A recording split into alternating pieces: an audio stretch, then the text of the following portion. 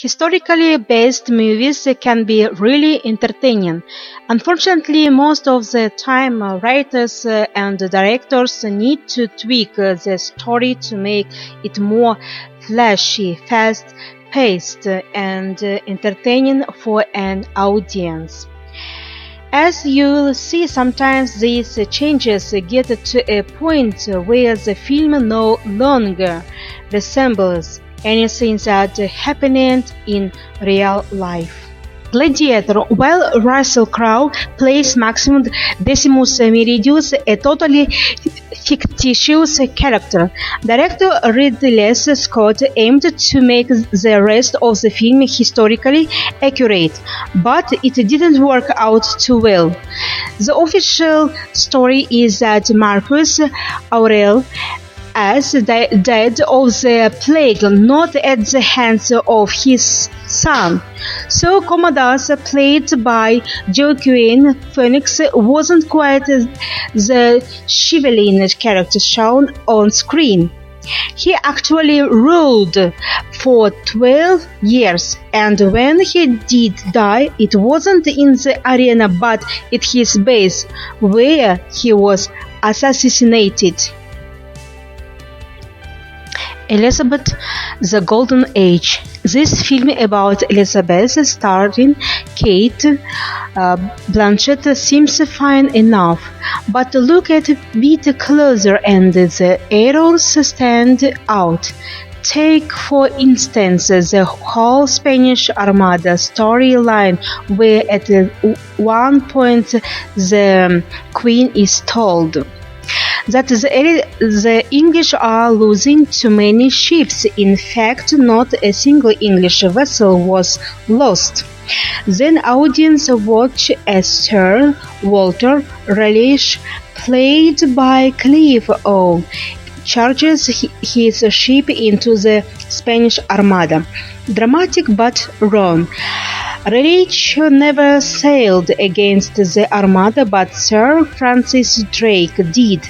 We guess it wouldn't have been very exciting to have Owen standing on shore, doing nothing, while the two fleets battled it out.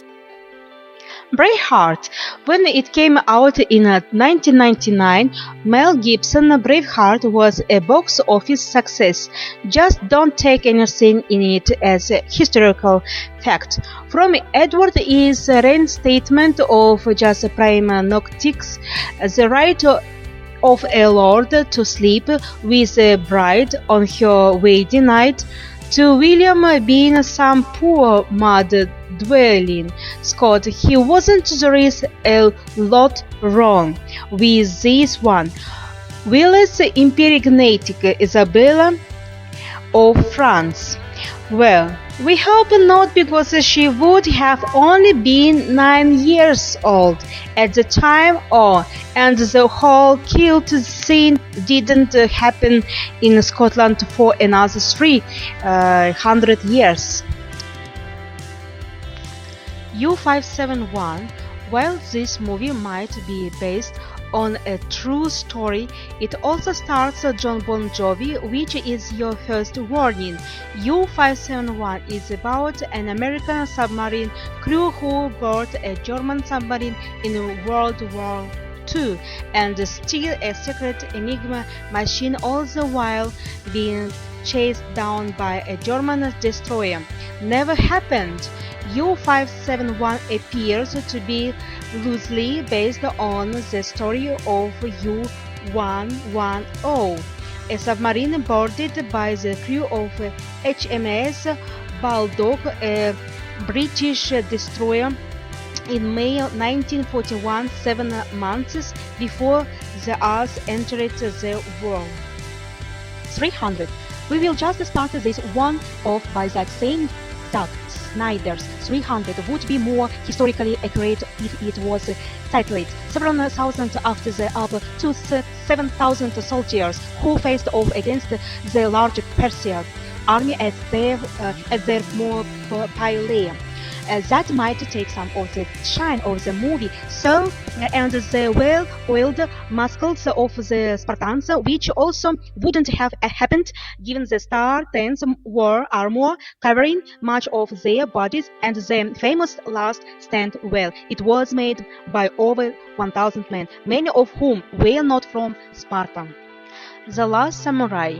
Tom Cruise is an alcoholic ex-Union soldier who takes his perfectly combined hair to Japan to help put down a samurai uprising, only to join the samurai in a war against the imperial. Cool story, but it didn't quite happen like that.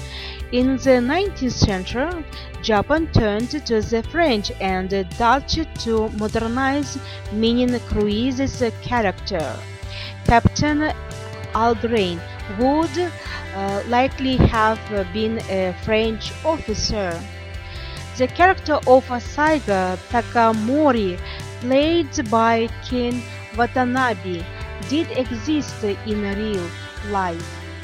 Only he died by committing suicide and not in a hell of bullets. Patriot. If you're looking for any historical materials to take away from this Mel Gibson film about the American Revolutionary War, don't count on it. The Patriot is like an American Braveheart, only if this version was his historical accurate. It would have Mel Gibson's character Benjamin Martin killing Native Americans for sport and raping his slaves.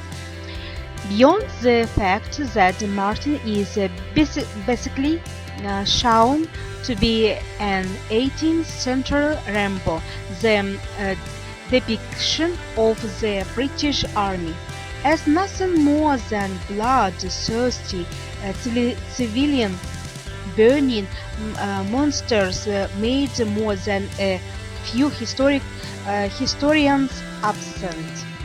Argo, if this film is to be believed, then CIA agent Tony Benson, played by Ben Affleck, would pet into almost single-handedly save stranded Americans in Iran in 1980, not so fast, according to former President Jimmy Carter and Canadian Ambassador Ken Taylor.